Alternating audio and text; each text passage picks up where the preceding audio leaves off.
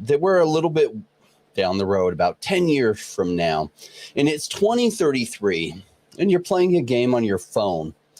You see, you were an early investor in a game that went worldwide, and you are now retired. Your commute to work starts at the master bedroom and ends down the hall in your nice office in your really nice home. You're on your phone playing the game that made your finances completely taken care of, and perhaps other games as well. You're researching the market for new massive games that might be up and coming. And all of this came through to you because back in 2022 and 2023, when most of the world was asleep to the crypto market, you weren't. You spent your time researching, evaluating, and making some good pickups of the likely games that might change the world. Now, one of the questions we all ask ourselves is Illuvium that game? And the truth is, I don't know. I hope it is. I'm invested in Illuvium, and I love it, and I love where it's going. Well, I asked co-founder and CEO Kieran Warwick to join us to talk about the project. I've loved playing Illuvium Overworld's alpha that's out, and Illuvium Zero's alpha, and would love to see this be that game. But it's too early to know for sure, which is why having a team member join us so we can ask our questions is what any smart crypto person is doing right now. Welcome to the Crypto Rain channel. I'm your host, Jay Rain. If you like money and crypto and you're looking for a seasoned investor's take on the crypto market, join the Rainmaker family by liking this video and subscribing with the all notifications button enabled. Do note, I'm not a financial advisor. I'm a crypto investor myself. I share with you how I think about the crypto market and often share specific cryptos I like and why I like them. Really excited about our special guest today. Now make it rain on that like button and strap in for the show and help me welcome Kieran Warwick. Hey Jay, how you doing? Fantastic. So good to have you here. Thanks for having me on. It's I think it's been a while now. Yeah, it's been a long while. I'm really excited with what you guys have released over the past months with your Overworld and your Illuvium Zero releases. Frankly, I was blown away. Yeah, they, as people can see, there's been a lot of talk in the crypto space about a game with substance coming out with, really good intro gameplay and decent graphics and stuff like that. And I think we're really one of the first to come out with obviously still a private beta, but because we treat private betas a little bit differently, we don't NDA people and stuff like that. It allows it to get spread across, I guess, the entire crypto sphere. So a lot of people are now starting to take notice and say, wow, they actually have built these games. Yeah, and I'm starting to really get a feel for the interoperability between the different games, right? So was this idea in blockchain gaming in the early days, because I've been interested in blockchain gaming since 2018 and kind of seen it evolving. But I remember in 2019, people are saying, oh, you're going to make a sword in one game and it's going to be playable in some other game, maybe as a gun.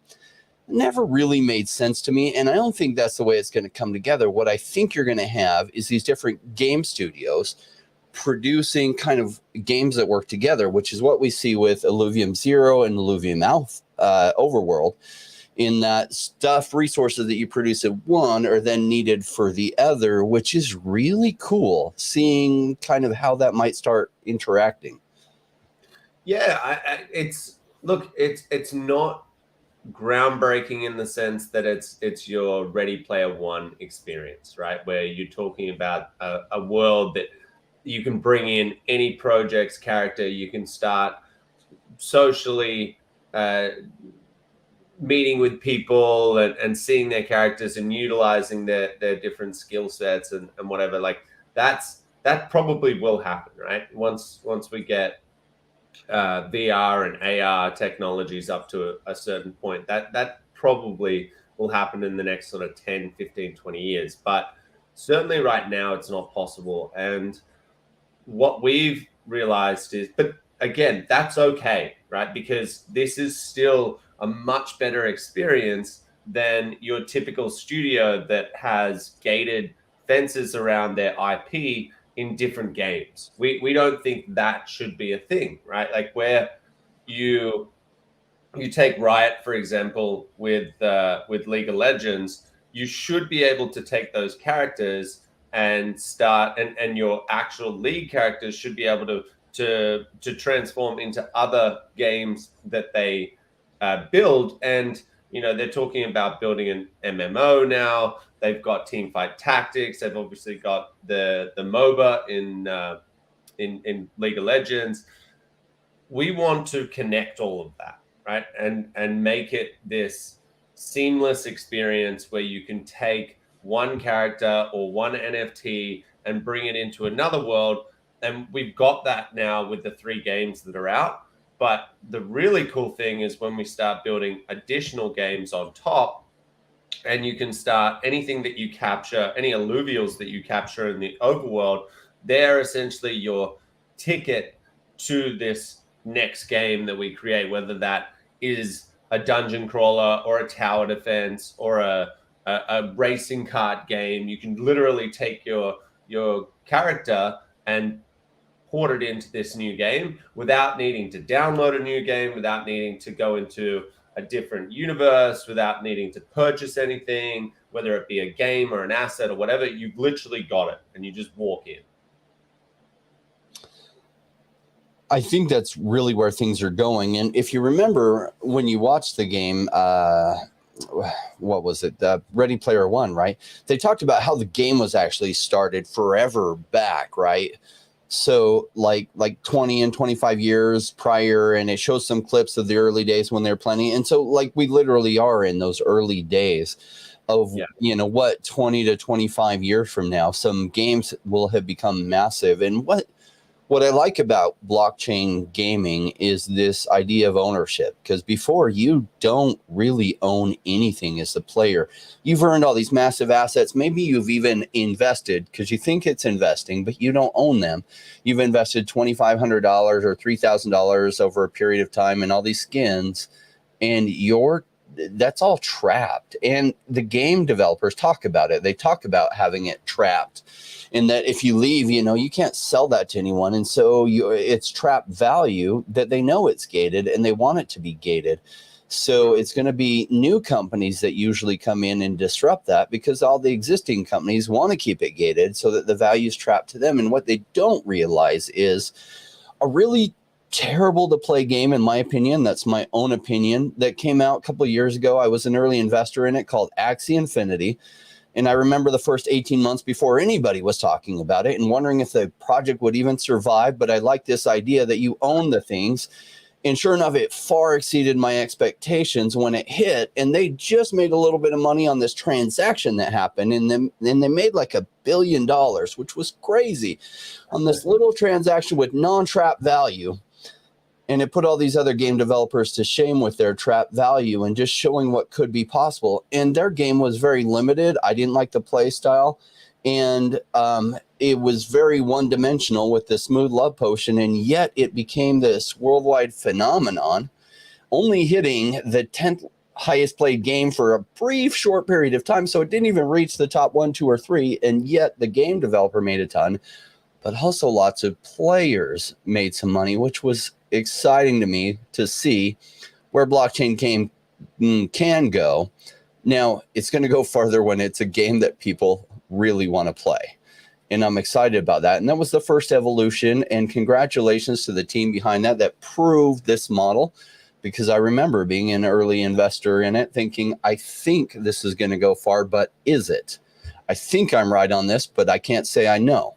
Mm-hmm. Sure enough, like I sold at 100x. It literally would have gone total, if I had ridden the whole way to the top, 4,000x from my initial investment, which is absolutely crazy, right? At 100x, I was like, yes. 4,000x. I was like, well, I could have made better decisions as far as timing to sell. Oh, well. But nobody can really complain, and nobody feels sorry for you at 100x. No, 100x is. I mean, it was similar for me. I didn't buy the Axie token. I just so happened, so this is sort of how our journey started. I stumbled upon Axie, and I was investing in a lot of stuff back then. It was very, very early 2020, so similar times to what you were talking about, when no one was talking about Axie. And I saw this, and even though they only had, I think it was like 10,000 players at that point, I was like, that's more crypto users than most protocols out there. So like, and I get what, and I sort of looked at it and I was like, these guys are fascinated in the economy. Like the fact that it's a real world economy allows people to look at it as like a game of finance, if you will, right? Because the game wasn't amazing, but you had this ability to start trading and breeding and stuff, and it became a game of economics, right? Which is very intriguing to crypto investors, right? Then you put on a little UI and UX, and yes, it's a little bit,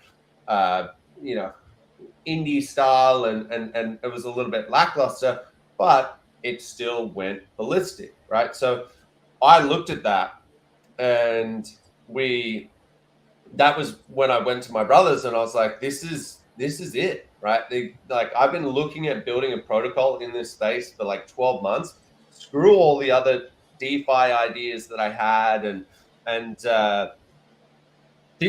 we need to go all in on this, because if we build something that has actual substance with decent graphics and stuff like that, and obviously it's gone crazy since then. Our scope has massively increased, and now we're talking about this interoperable world. We're talking about having multiple revenue sinks.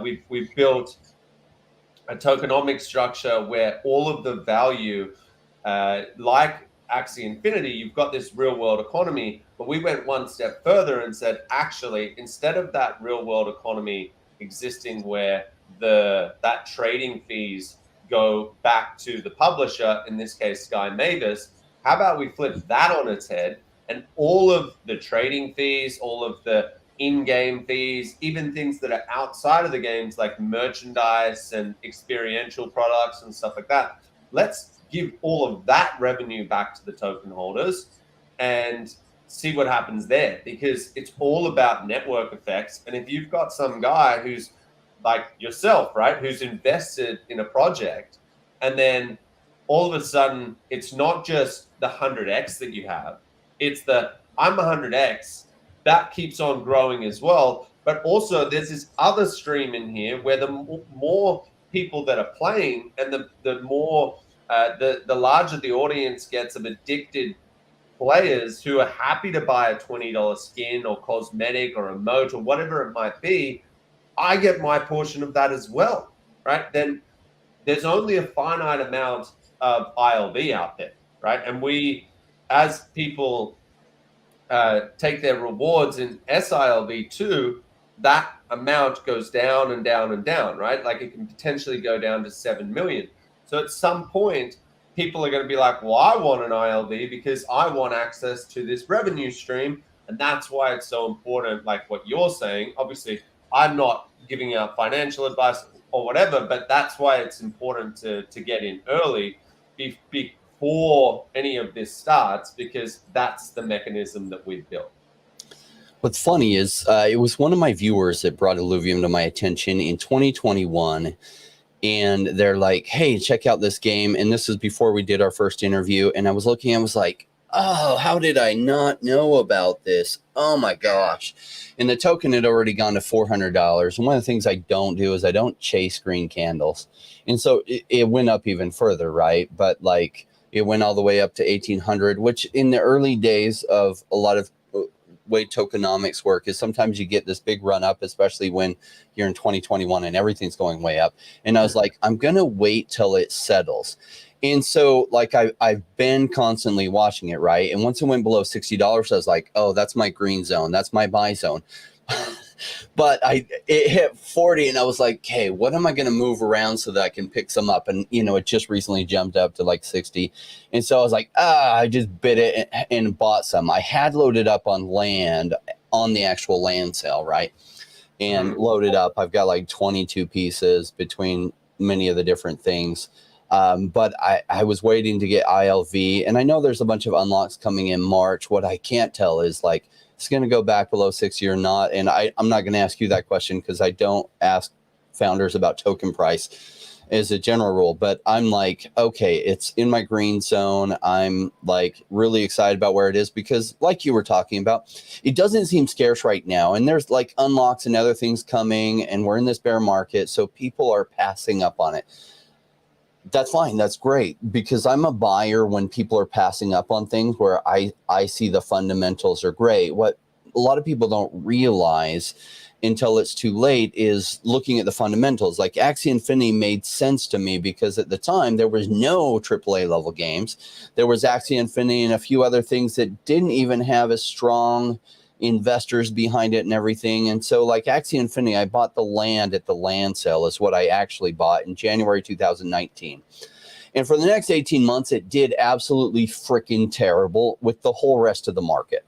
And it went down about 2/3 or more from what I bought at. So I put about $4,100 into it. And I was like, did I make a mistake here? Is this team going to pull it off? I think they will. And I think I'm right on this narrative. Mm-hmm. I don't know I'm right. I think I'm right. And sure enough, and it went way bigger than I had imagined. In 100x, I was worried they're going to release some more land because they only released 1/4 of the map. And so they could release another land sale. And they said that they would only market prices 15%. So I was like, man, I'm way the frick up. If they announce another land sale, I'm screwed. So I sold. And then they announced after that that they weren't going to do any more land sales for a couple of years. And of course, the prices shot up like crazy even more. And I was like, well, darn it. Didn't know that was going to happen. But it's a very one-dimensional game. The land wasn't even usable. In fact, I think they're just barely using it now. But I already know unless they change the game completely, it's just not in line with the type of games that I'm interested in, right? So, but even though I was an investor, because I thought blockchain gaming is going to change the world, what I'm excited about with Illuvium, both with Illuvium Zero and Overworld, it's much more in line with the type of games that I like. In fact, I love the capture aspect of it, and how that's coming together is really, really cool. And the fact that you can keep these as like NFTs, because when I was a teenager, I thought, oh yeah, collectible cards. That's awesome. Now, this is before Pokemon came out. So I collected baseball cards, and I realized that there was no scarcity. They were printing off like Donruss and Tops. They're printing off like 10 billion of every card. So there was no scarcity to it. And I moved over to like American football and American basketball, and there was some more scarcity there. But I realized how important scarcity is, right? And the early series of things. Unfortunately, I was in the military when Pokemon came out, because imagine if you had collected the first year or two of a whole bunch of those packs and cards. The value on that is through the roof. Mine got stolen. I was that was part of the reason that Grant and I wanted to build a Pokemon inspired game. We right before it all happened, I had Grant messaging me like it must have been he literally said, dude, the reason that you thought of doing this is not just Axie. It was because I messaged you like 6 months ago saying Logan Paul is selling these Pokemon cards now, and the value has gone up to like 100 grand for a Charizard. And I was like, what? How many did we have? And then it was like 6 months after, and I was saying like, no, the reason was just Axie. That was how I saw it. And he goes, no, you idiot. Like, look at our Facebook messages. And sure enough, I went back to our Facebook messages and I saw that Logan Paul was doing all of this. And I was like, that's right. I thought, what if we could recreate some kind of Pokemon-esque game? And then, obviously it's now turned into what Illuvium is, which is crazy next level. But that was the whole idea: scarcity, really good characters that people could relate to, that they felt like, oh, that's my character and I really want to hold that, and all of that kind of stuff. So yeah, it's pretty crazy. But I will say one thing about Axie, right? Like, there's something about an IP that's first. So they've got a lot of money. They've got arguably the only game that's out right now that is generating consistent revenue. Got to give that to them. Like, yes, it's not 3 million players anymore, it's 30,000, but still a decent chunk of players. And maybe that's gone up now that the land is actually playable. But you got to give them that. And I've sort of, about 12 months ago, I started changing my narrative away from like, it's just, a terrible game, blah, blah, blah. But now I'm kind of like, IPs like that last the test of time. And so I'm not writing them off.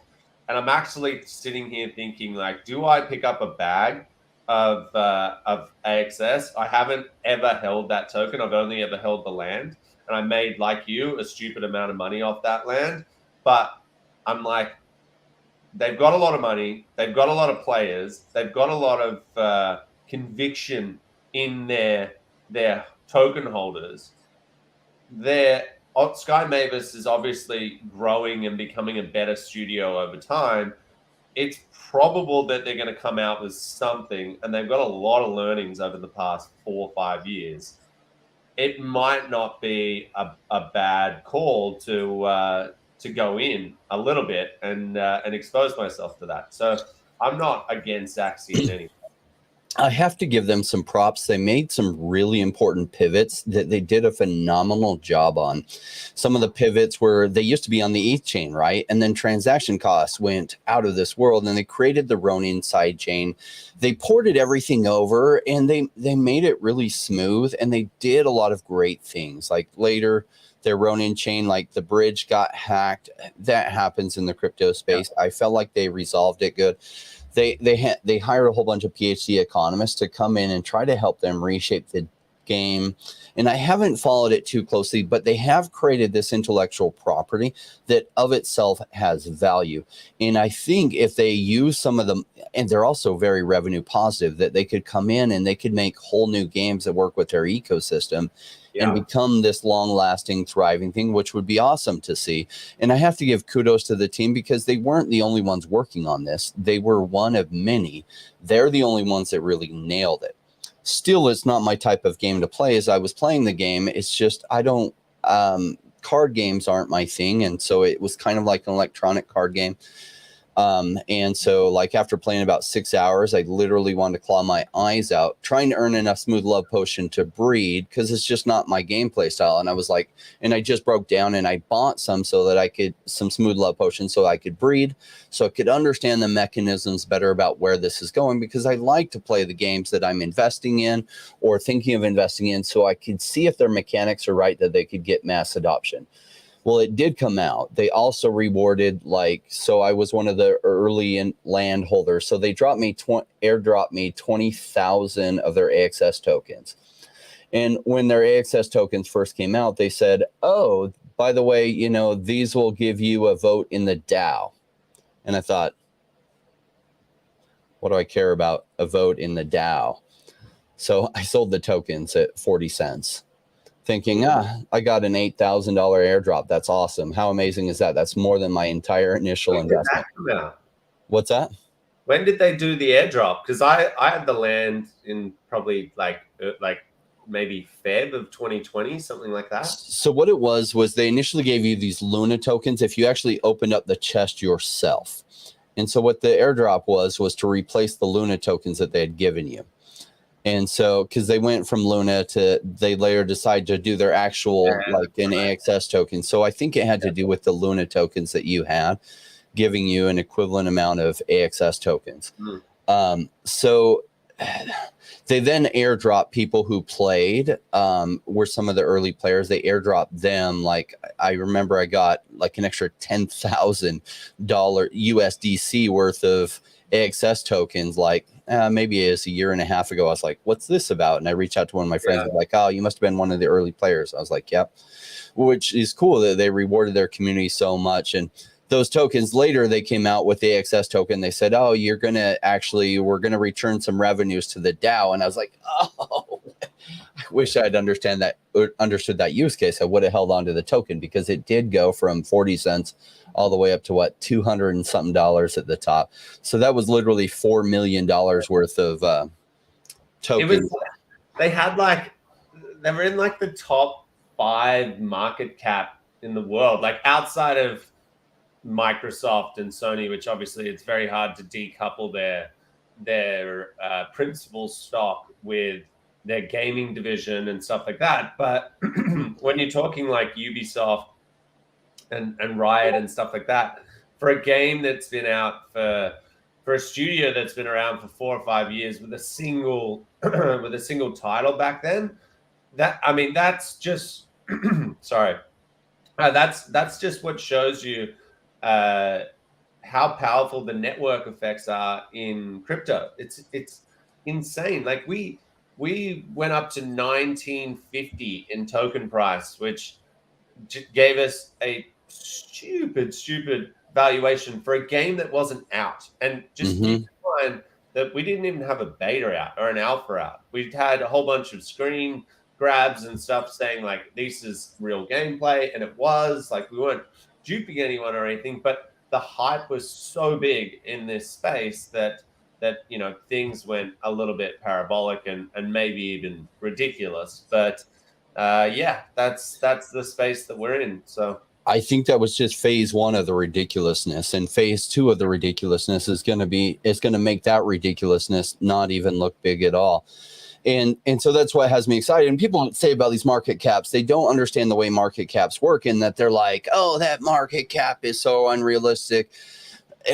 And what market cap is who is willing to sell their tokens and at what price is what determines that market cap. So it's like if everyone who held that token decided to sell it, it wouldn't keep that market cap. It would dump very fast.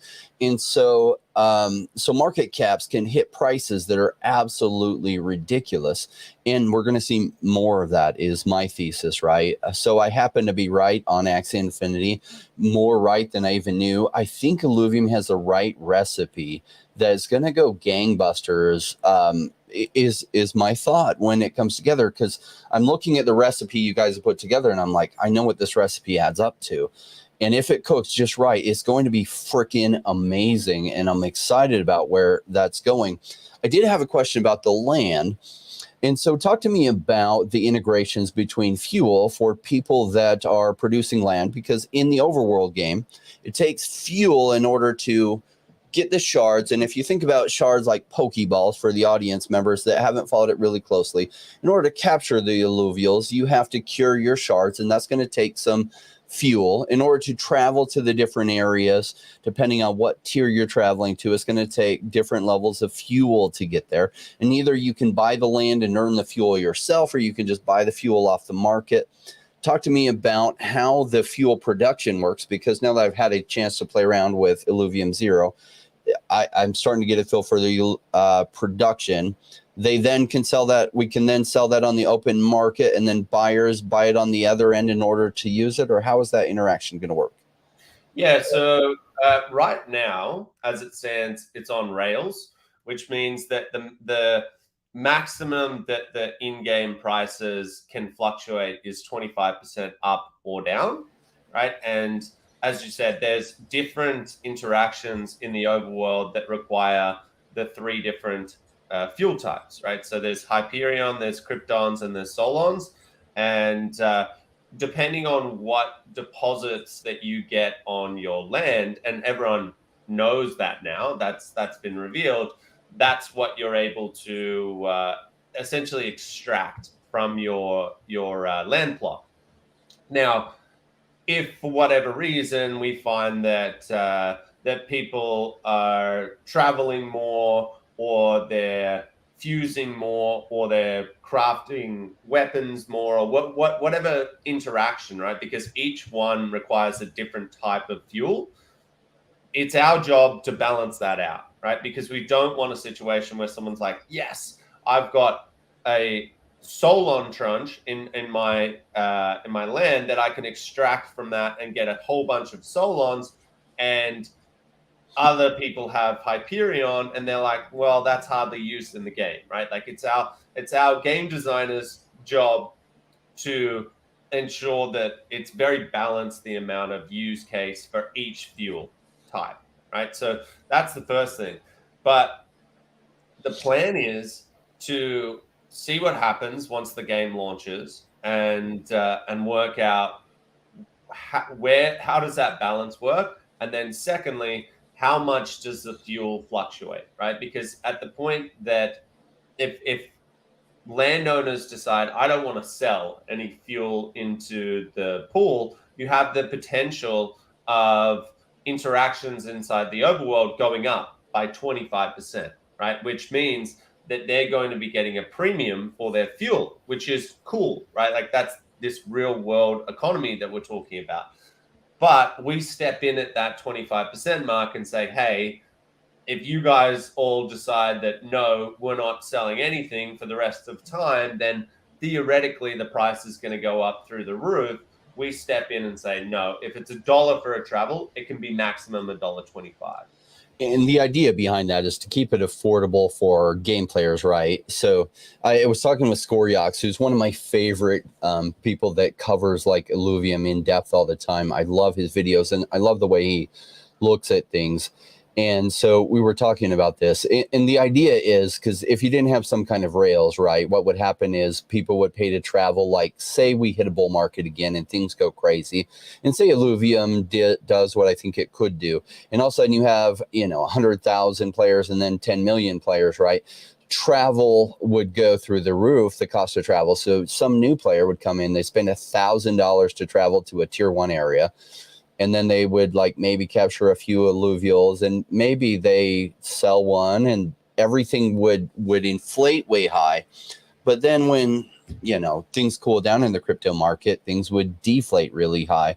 So a lot of the game players who didn't come in to be speculators might feel burned that maybe they paid $10,000 for alluvial that then retraces to $500. And so it's about keeping the prices relatively low to travel, almost like the microtransaction game players are used to, so that they take away some of the crazy fluctuations that could happen, even if 10,000 or 10 million players come in over a year period. And I have some ideas on that. I wonder if I could talk to you after about it. Might be more in depth than what the audience members want. I did want to give a shout out to the drama plug. This is live, so you can ask your questions. And he says, win 100x. That's always the question, right? Win 100x. I don't blame you for thinking about that. That's always on my mind. Obviously, Kieran's not going to answer that, and I don't know either. I don't have a magic crystal ball. I'm an investor, and I just try to make informed decisions on what I'm going to invest in, and then be patient as I wait for the thesis to unravel and see if I was right on it. Now, I've been playing both the games like a lot, and let me share my screen. I've got up here actually both of them, one layered over the other. So this is, for those who haven't followed, this is Illuvium Zero, and this is a land game, and you'll be able to have this mobile down the road, right? It's mobile now. Oh, you can play on Android though. So I've got an iPhone, so it's I can't access it myself on mobile. I just got to play it on my Mac. But yeah, it's available on Android right now. So like for those that haven't followed, you can get in this game, you can get blueprints. And I'll give them an idea what this looks like. So I've got a scanner set up here, and it scans some stuff, got some bio data. So I got bio data on a Tatupi and a Kuka, if I'm saying those right. And it can give you some facts. And here's the blueprints. So over time, you can get, at least right now, up to 3 on each of them, right? A physical, a hybrid, and an energy. Yeah. And then later, you'll be able to mint these, not in this round, because you're going to do a reset. And then later February, right, that it'll start over. And in the later days of that beta round, we'll be able to mint these into NFTs, right? Yeah, pay some fuel, and you can mint them as NFTs, as cosmetics. Okay, so we pay some fuel, we can mint those as NFTs, and then we can use them to make those. Once we have the blueprint, how does it work to make skins out of that? So you've essentially just got to go into the forge, and you've got to pay a little bit of fuel in that, and then you can start creating the skins that will mint it as an NFT. You can then sell those NFTs to people, or you can use them for your own characters or whatever. Okay. Cool. So I was talking to Scoriox. The two main benefits of the land, because I remember 18 months ago you hadn't taught, you were looking at whether you'd make land, and one of the things you said is, well, I'm open to making land, but only if I can find a way that there's some special value to it, right? Which it was like 6 months to 8 or 12 months later, you're like, hey, I think we found a way to have some value that it makes sense to do land, and here we are. Here is land, and here's the use case for it and stuff, creating fuel and also the blueprints. And so how big those blueprints go and how will those do in the market and stuff, we don't know. Those blueprints are used to make skins, and I guess that depends on how big and collectible the game goes. Like early Pokemon players, like you said, you had some stuff. Could you have fathomed where the collectability on that would have gone back when they were out? No, not at all. And I mean, I'm super, super big on scarce, right? Like, so those blueprints that people are finding now, they're very common, but there's going to be extremely hard blueprints to find once we get to open beta. And the only people that are able to create skins off them are the people that have blueprints, which creates this really cool idea that you can be your own like skin factory, and if you're the only one who has the Ramfire skin or whatever, then you own a monopoly on that, right? Like you decide what the price is for that skin. So that's a really cool thing. But rarity is built in throughout the entire universe in Illuvium. And what you were talking about with fuel and how pricing works and whatever, we really believe that once we get there, even with 25% up and down rails, that we're still going to demonstrate to people that it stays rather steady. And so our ideal is to remove those rails. And you might say, okay, well, if no one's selling any fuel to the market, to the pool, then it's going to go up. All the prices are going to go up crazily high, and then it's going to go out of reach for normal gamers and stuff like that. But it's all relative, right? And one thing that a lot of people aren't realizing is there's only a certain amount of time for you to capture those alluvials. So that first set is only around for a short period of time relative to what the game's lifespan is meant to be. And so you've got this situation where if for some reason the landholders decided to all band together and prices did go up, firstly, that cohesiveness and collaboration is going to break down, right? Like once the price hits a certain point, the greed of the landowners, they're going to go, well, I'm getting 2x, 3x my fuel price. I don't care what you guys do. I'm selling. And then all of a sudden someone sees one person sell and they're like, well, oh my God, he broke the band. Now we're all getting in. And then the price is going to go massively down. And so you get an idea of like, what is the real world value of traveling, which then is relative to how much people are willing to put assets up on the marketplace. And yes, over a 12-month period, some people might capture those assets at a lesser price. Some people might capture them at a higher price.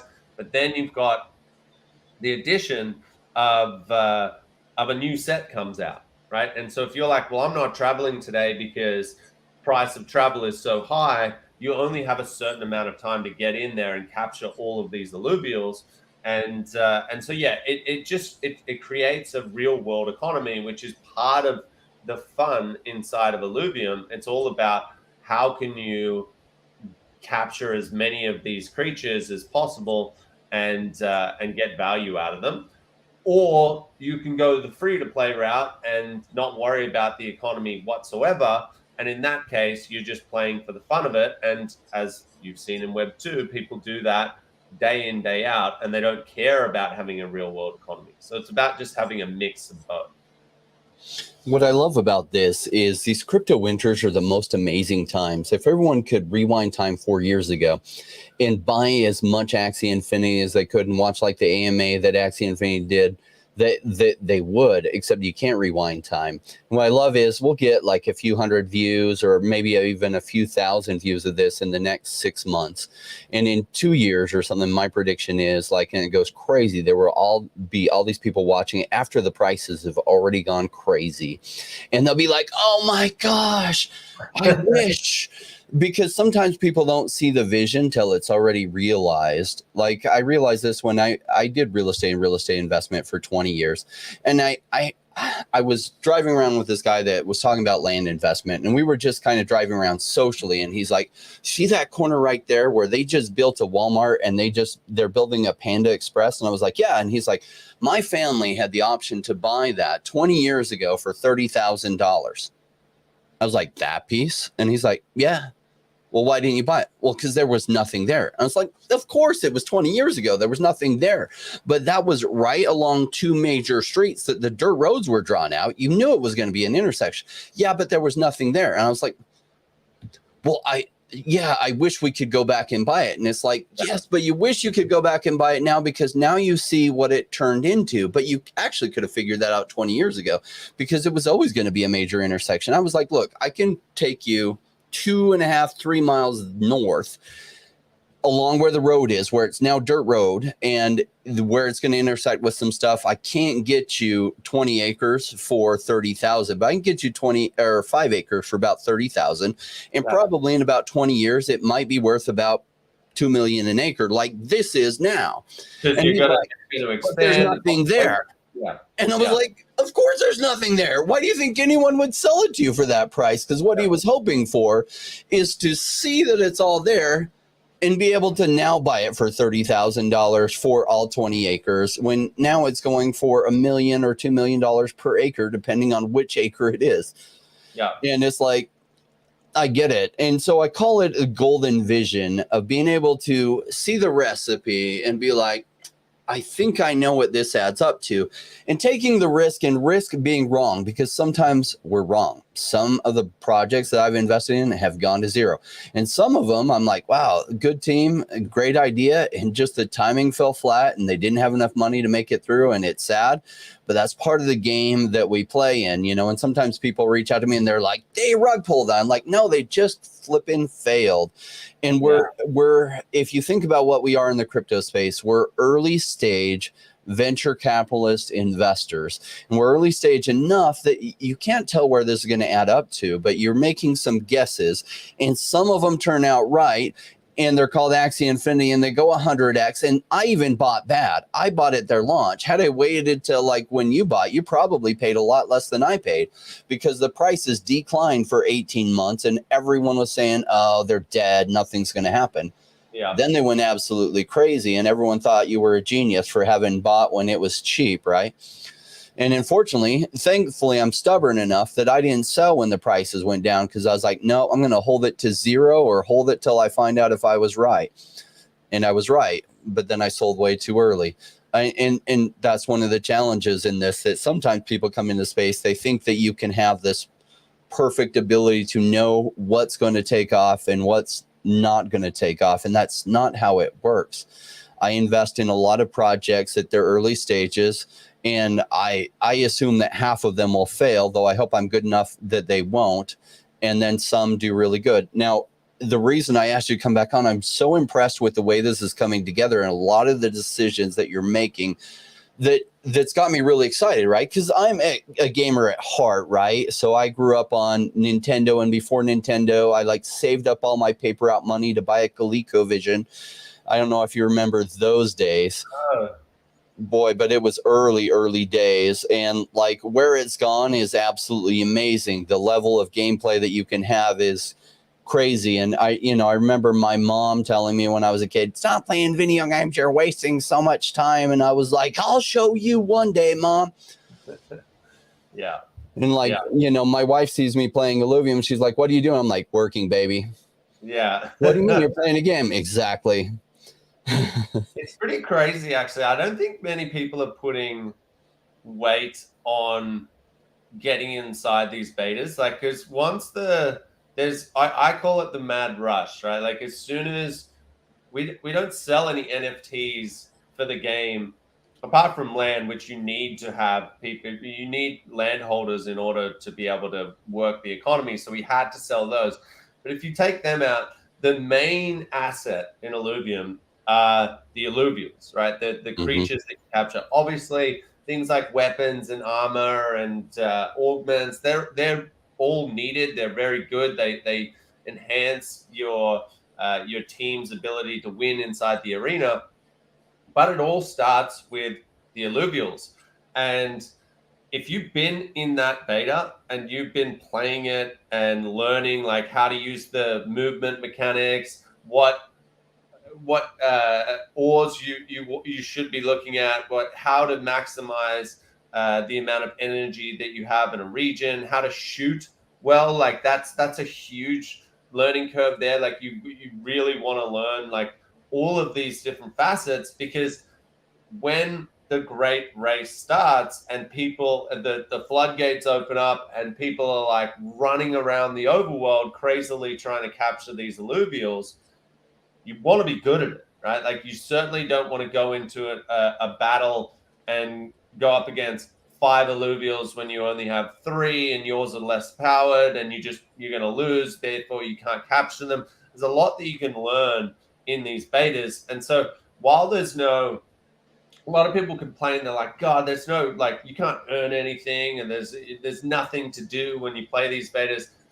You're learning how to essentially extract value out of the overworld once it becomes a real thing. Same thing with Illuvium Zero, right? Mm-hmm. You versus someone who's got a piece of land now in this alpha stage versus someone who just buys land off the open market and goes, okay, now I'm going to have to learn how to play this game so I can maximize the amount of fuel that I can extract out of it. You're like, if I'm a betting man, I'm putting 10 times the amount of money on you to extract more fuel than the person who just started, just purely because you just showed your city before and it's, you know, a huge industrial complex. Like, so yeah, I mean, there's huge value in people getting inside these betas now. I'm telling you. I would think so, right? And I wondered about that. You had there's a lot of media on Illuvium. Like I've literally just downloaded straight Illuvium content. I've literally had Andrew narrating something in my dream the other day. It was so weird, right? Because you know how he has that narrator voice. Yeah, and yeah. I was just like, I woke up, I was like, that was the weirdest freaking thing.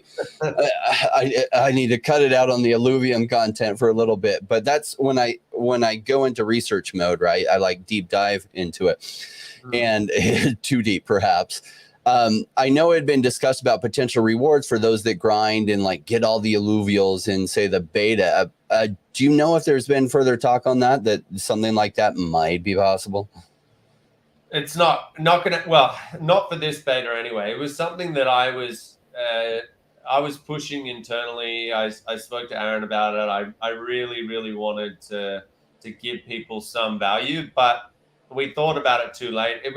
What people don't realize is that building 3 AAA games, even to this stage in alpha and beta, it's been crazy, right? Like the amount of work that the guys are doing, and sometimes I come up with ideas and I throw it on their plates and they're like, dude, like, no, we can't do that. Great idea, but we can't take it on.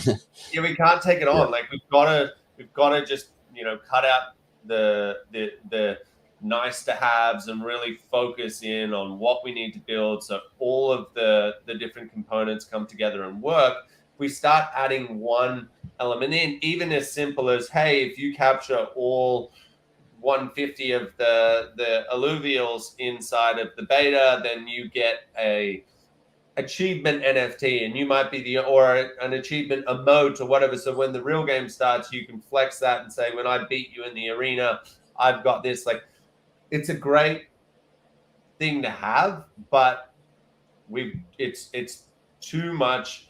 Those sort of ideas, I've just accepted now that it's just too much of a spanner in the works at this late stage. We're much better off just getting the games out and then just letting people play. Yeah, that'd be cool to have something like that. But I realized the complexity. Many years ago, I graduated in business and went to work for a company called Accenture on the business consulting side. And I realized how scope creep can actually kill projects when it's like, oh, let's just add this and add this. And then you never hit release dates. And it's cool that you guys are delivering actually really cool stuff somewhat in timelines. Like I feel like you under promised and over delivered on these games, or at least for what my expectations were. And it was really fun to actually be in the game and feel like, oh wow, this is more than I realized it would be, and see the interactions. I don't know if everyone feels that way. That was my approach to what I had listened to and understood was going to be released. I'm also excited about, I think the collectability of it. I've got this inner collector in me that like programs like Vivi and Ecomi have been like highly attractive to me. But I love this. If you think about what the gameplay does, you talked about the alluvials. It's literally a way that you can earn NFTs, right? But NFTs with function. So the last wave, there was these NFTs that really their only function at first, Bored Ape Yacht Club, it gave you access to a private Discord or this special channel where there were some big people, but then the function became putting that as your profile pic. And that was literally the only function. And that was good enough for 2021. I doubt that's going to be good enough for the future. People are going to be looking for NFTs that have function. And so what is Illuvium? Well, number one, it's these NFTs that have a function within the game. But apart from that, if Illuvium takes off, those early stage ones will become huge status symbols, right? Because really, what is a first-year Charizard other than a status symbol, right? You're definitely not going to go play a Pokemon battle with it. No. Right. Yeah. It's hanging on your wall, graded, or maybe in a safe somewhere, and you look at it like once a year so you don't expose a lot of sunlight to it. It's scarcity. There's not many of them floating around. It hits the heartstrings of a lot of people because they go, oh man, I had that card and then I threw it out, or my mom chucked out my cards, or it was stolen, or I lost it on the bus, or like it hits you, and the people that have it, because they're so rare now, it's like that. And you know, like when I say they're so rare, there's still thousands of them that are out there, and there's probably still thousands more that don't even realize how valuable they are, and they're like stored in a basement, and no one's, you know, they're not on the internet looking at this sort of stuff anymore. Just so happened that 25 years ago that they were collecting it as a kid, right? Like, but that's what the power of some of these games has in mainstream, and that's why I harp on so much about the sets in Illuvium, because the initial alluvials, you will never be able to mint them again when we start the second set, right? The only way that you'll be able to get them is off other people, off the Illuvidex, the marketplace. Now, if you zoom out 10 years from now, and we've had, say, 5 or 6 sets that have come out, there's going to be people coming in who are 10-year-olds now, who are then 20 years old, and they're like, wow, I want to play this blockchain game because blockchain games are the newest flavor, and that's where everyone's moved to. There's going to be that OG game which everyone loves. We might have an MMO out by then, or building one, so there's the hype of that. And the anchor, the initial assets that are sitting there down at the bottom, that now there's very few, because you can consider hundreds of millions of people that have come into this ecosystem.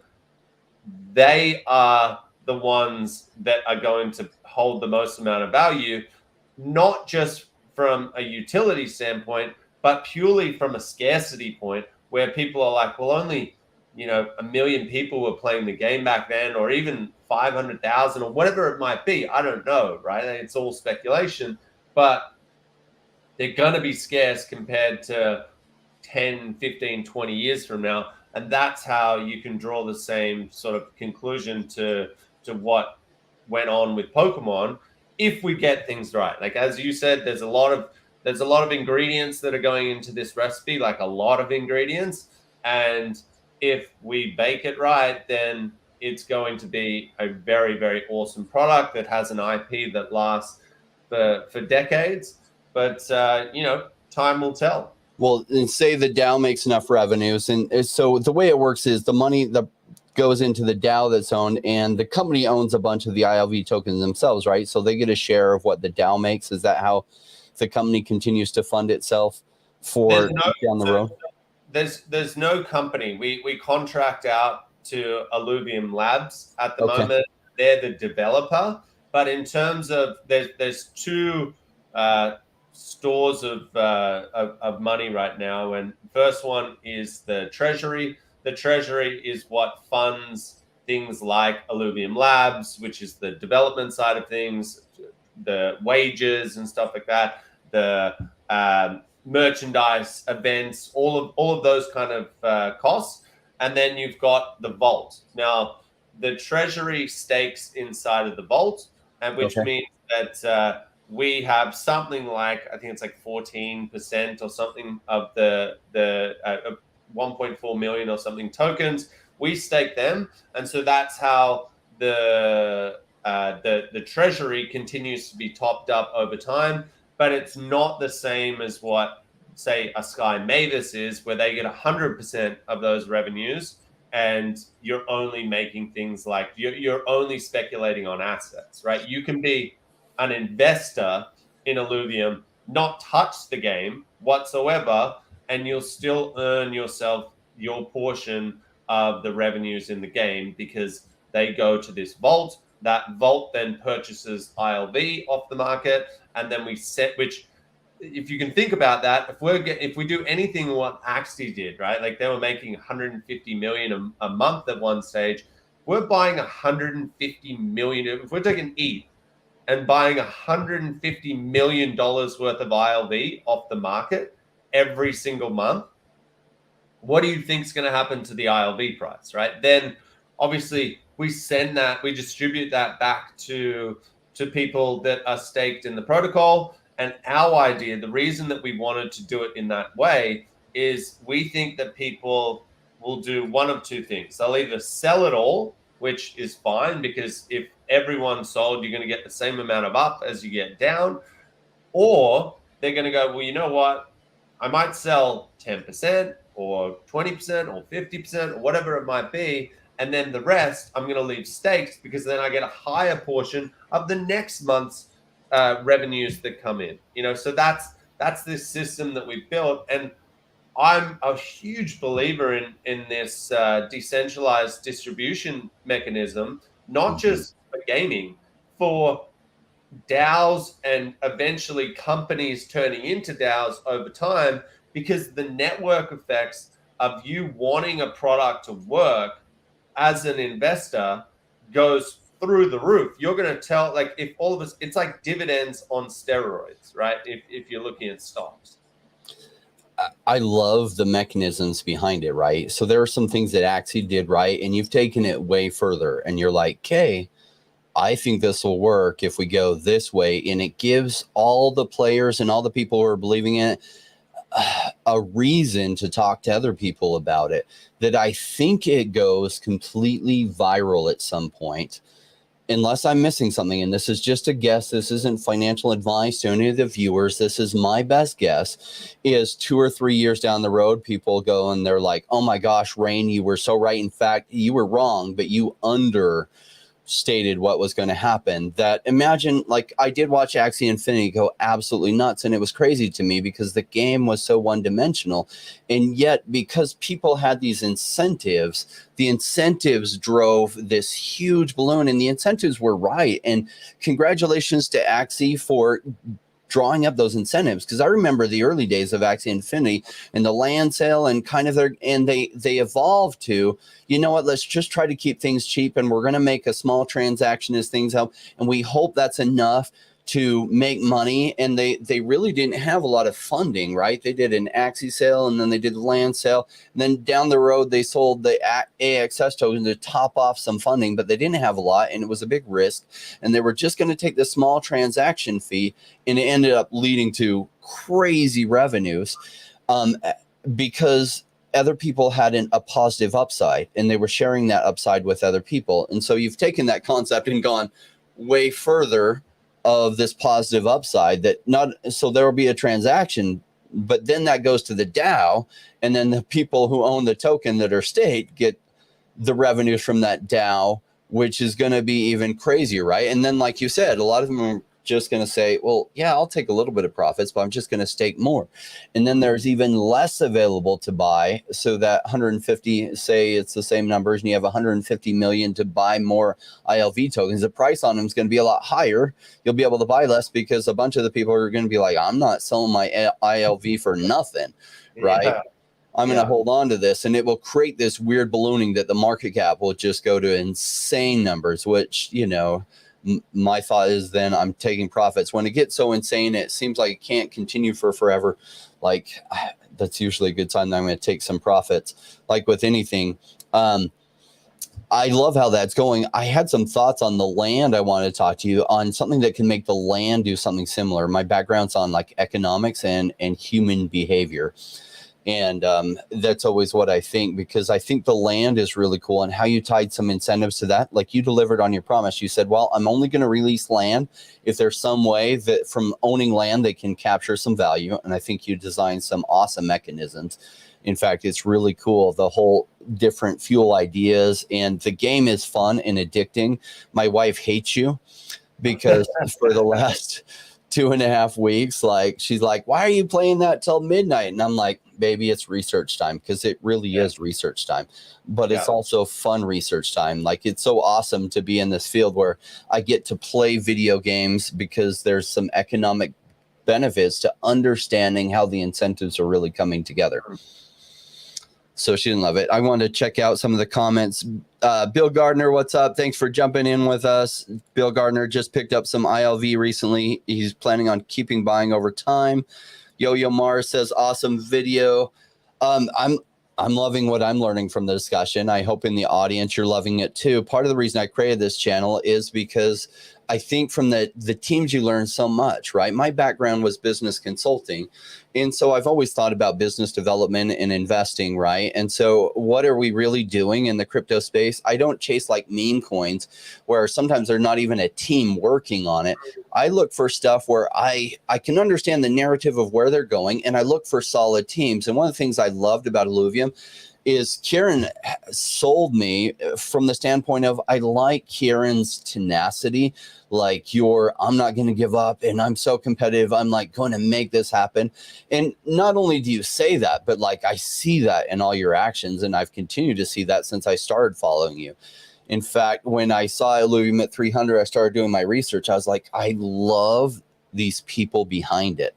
Holy cow. I hope it comes back to where it's really cheap. And boy, we're there. And it's exciting to me. Game Trove says, so excited. I totally went head over heels when you mentioned the old school dungeon crawler the other day. Oh, man. So did I. Trust me. When Aaron and I started discussing that, and he's talking about Angband, or sorry, they are talking about Angband. I shouldn't assume gender. But yeah, Angband was this terribly, like, the graphics were literally like just strokes and keys on the keyboard. Like it was terrible. But the gameplay, that, like, it kind of shows you that a game doesn't need to be absolutely crazy or AAA or whatever. And obviously we're 30 years on now from that, and our dungeon crawler will have much better graphics. It's going to have alluvials, it'll have your ranges, which will have really good graphics, but maybe it's going to be mobile based, right? Which means it's more of a casual game. And so the graphics aren't going to have such high fidelity as what you see in the overworld, but that's fine for people that want to play a super addicting dungeon crawler. But then you add in the ability to raid with your friends. So you start these levels where you're joining in and you've got a lobby and you're like, all right, guys, let's all get in. You got 8 of you. You go down into this dungeon. You start raiding bosses. You get loot drops that are now NFTs. Other people are like, oh my God. Like, then you've got things like who picks up the weapon or the armor or the item that you get, and like, how's that distributed? So it makes my mind go crazy with like the opportunities that we have in this space. But we really do need to hone in now. It's crunch time for us. Oh no, I've got it. I'm getting some massive lag all of a sudden. Let's call it, haven't been so happy with the timeline because we've promised things earlier than what they've come out. But at the same time, we've now gotten to a point where the scope is locked. It's a really, really good product. When you add Illuvitas into it, that's it for now. And then we start generating revenue. Then once we start filling back up the treasury, that's when we can start looking at things like the dungeon crawler. A lot of people are super excited about the kart racing game, playing that with friends. But I think it's all going to come back down to the social aspect and being able to play PvP. Like once Arena comes out with PvP, that's what I'm super, super, super excited about. Like there's so many things to be excited about, but I think for me personally, and you just touched on it, I'm so competitive that I need to be playing games with friends so I can beat them and then say, you suck, right? Like you've got the conversation going, you've got live chats going, things like that, and text chat. That's what I think really, really it promotes something different inside of these games, and it doesn't just feel like this individual journey that you're on, which sometimes the overworld can feel like. So there's a huge amount of stuff that is about to come out that is going to blow people's minds, and as you said, invest in teams, right? Like it starts from the top where the co-founders, we happen to all be brothers. We grew up in the same household, and so we had the same sort of parameters, which made us into somewhat crazy people. Where if we don't do something, if we're going to do something, we want to do it to the best of our ability, and not just the best of our ability. We want to be the best, right? Like that's the goal in everything that we do. You put three of us in a room, and all of a sudden it creates this sort of ethos that trickles down to the rest of the team. And a lot of the people that we've had for the last 2 years now have the same sort of attitude and the same build, where they're like, we're going to go until we die. And,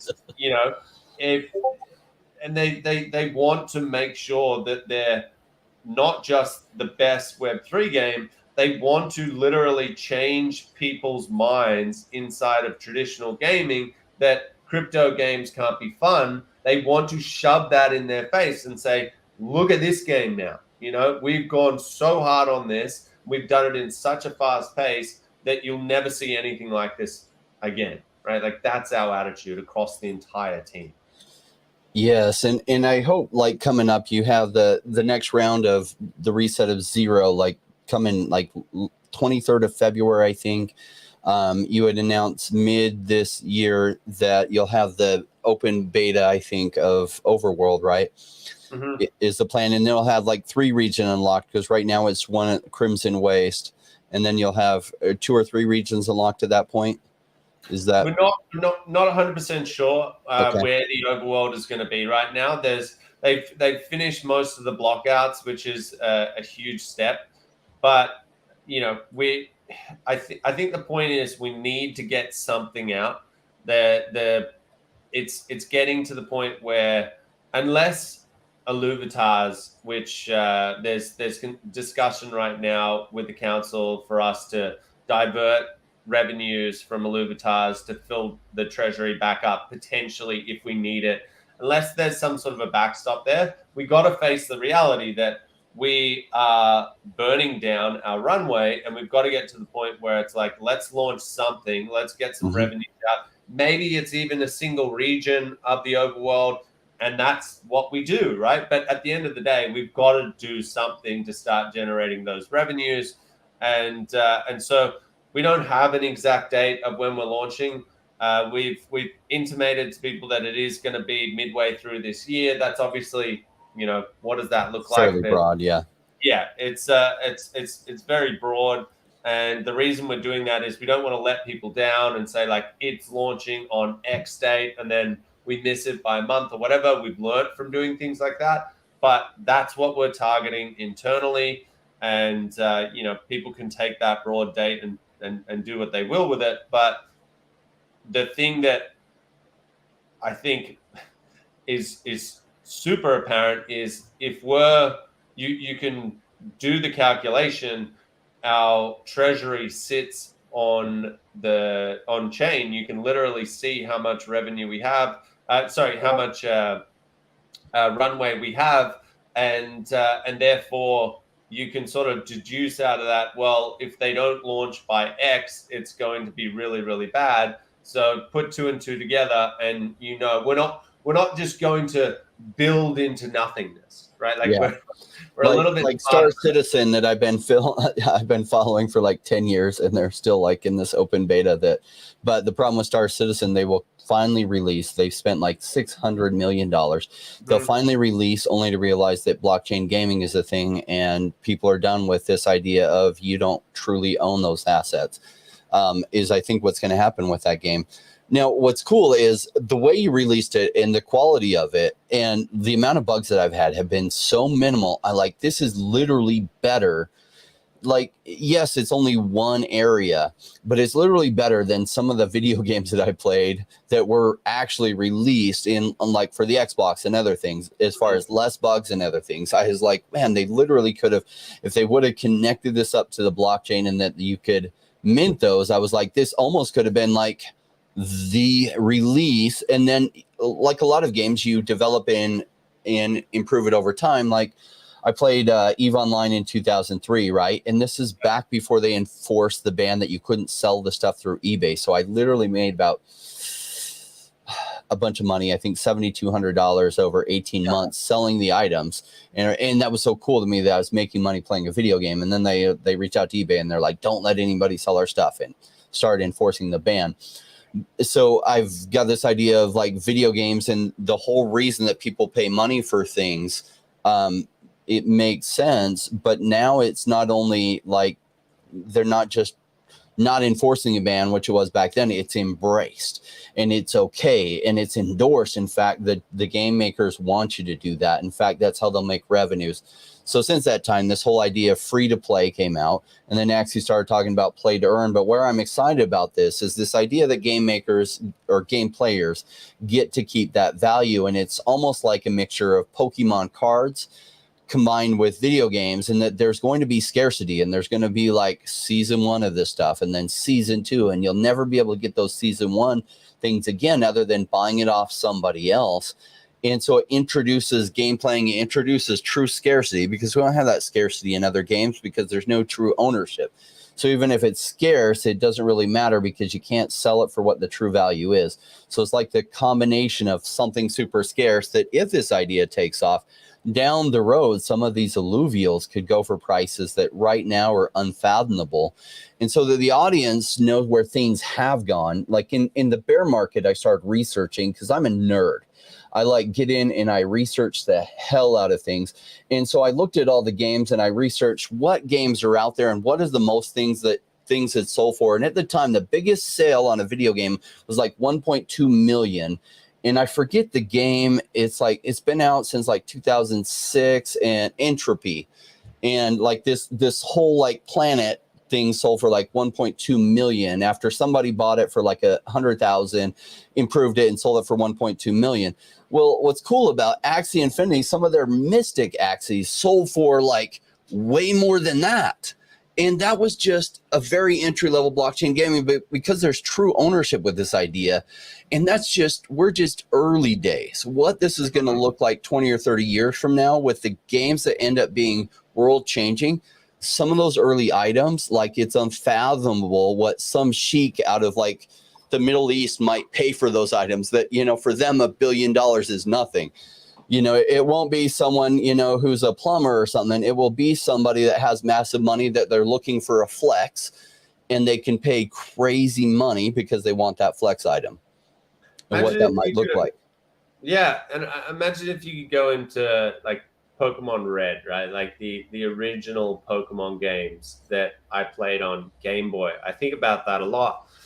If you had the ability to mint those as NFTs and now play and battle them in some of the newer Pokemon games that are out, and yes, the NFTs that you poured into these new games, and obviously this doesn't exist in any of the Pokemon games, but let's just hypothetically say it did, and you had the ability to bring in uh, your Bulbasaur or your Charizard or whatever character that was your favorite that you caught inside of that game, and let's just say it had OG graphics, right? Like or inherently an OG skin, but it was the same power. It had the same abilities as every other player. But because you had that and you were playing at 6 years old and you caught those things, you were able to port them into every single game for the next 25 years.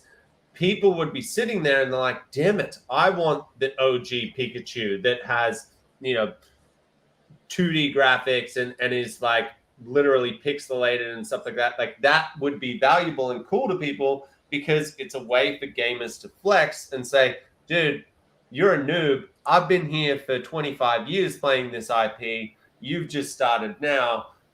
It would create this marketplace where people would want to buy and sell these things. And that's when we say you're early into Illuvium, you can't even get an Illuvial yet, right? So it's not one of, and we're not selling them to you. So that similar feeling of, okay, I've gotten into the world now, and anything that I capture is going to be one of the first of these Genesis alluvials that anyone has caught. That is about to happen for people. So if you're sleeping on this game, I'd suggest you do some research because for me personally, I've invested in like 70 or 80 different games.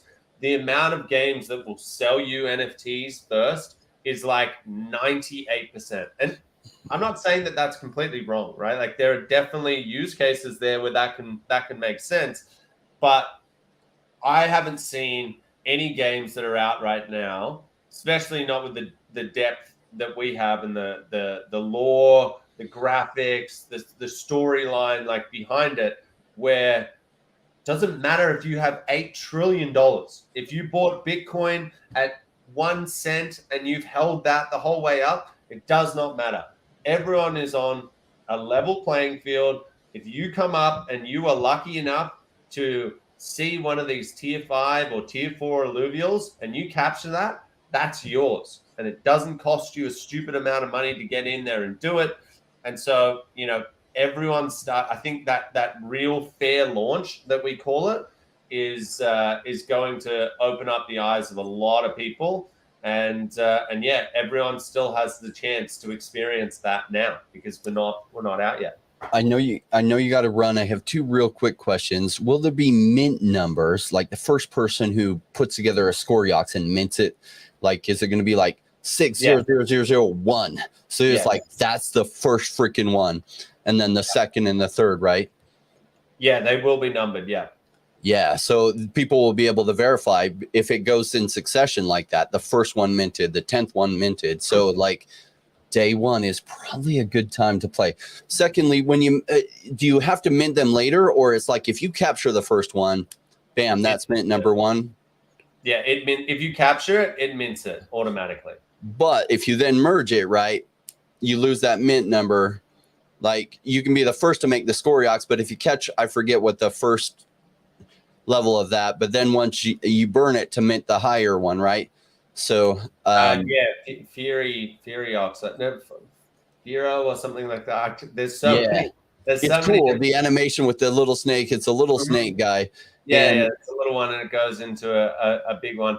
So that once you merge them together, you're going to create a more powerful the stage 2 of it, and then you're going to, but as well as that, unlocking regions, because there's different regions that you can go to. When you unlock them, the first person to unlock them gets inscribed on that obelisk, which is another really cool thing and another reason for you to get in early. Immortalized in Illuvium for forever. Yeah. Kieran, thank you so much for joining our audience and talking about this game. I hope the audience sees that I'm excited about it, because I legitimately am. So thank you so much for taking the time to join us and answer our questions and chat with the audience as well. Chris Ashby says, "What's up, Rain? Illuvium looks so sick." I completely agree. Excited for what's coming together here. Now, for all of you who've been a Rainmaker and the Rainmaker family, you know what this rap is all about. I wrote the words to this. I had Charlie out of the UK perform it, because you don't want to hear my rap. Thanks so much, everyone. Thanks, everyone.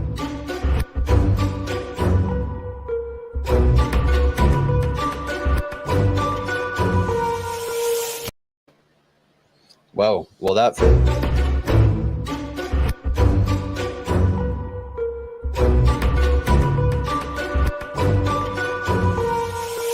into the space chasing all of the games, chasing the pumps and all of the hype trains. But like in life, you're bad before you're good.